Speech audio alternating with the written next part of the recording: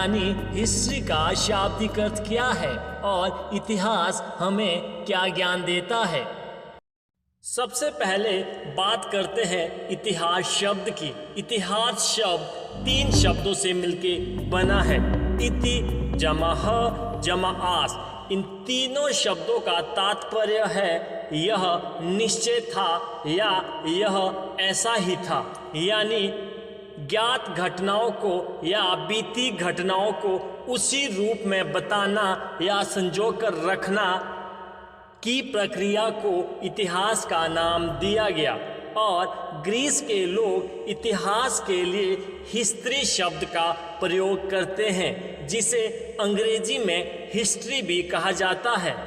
History का शाब्दिक अर्थ बुनना था, यानी ज्ञात घटनाओं को व्यवस्थित ढंग से बुनने, यानी जिस तरह से वो घटना थी उसी तरह से उस घटना को बताने की कोशिश की जाती थी, इसीलिए उसे हिस्ट्री यानी अंग्रेजी में हिस्ट्री भी कहा जाता है नाम दिया गया। आइए अब बात करते हैं इतिहास का जनक किसे कहा जाता है।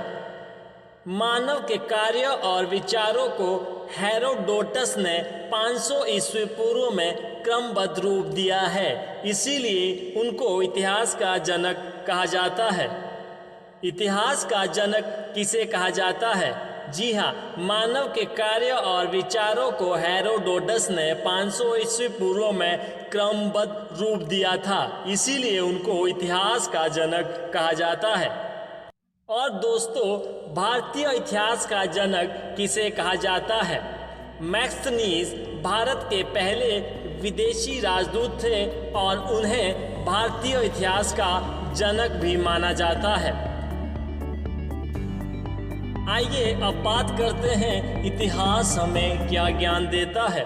इतिहास के अंतर्गत हम जिस विषय का अध्ययन करते हैं उसमें अब तक घटित घटनाओं या उससे संबंध रखने वाली घटनाओं का कालक्रम अनुसार वर्णन होता है।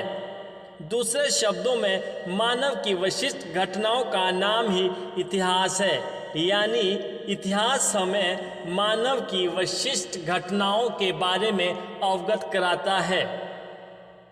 आपको हमारी यह वीडियो कैसे लगी कमेंट बॉक्स में ज़रूर लिखें। धन्यवाद।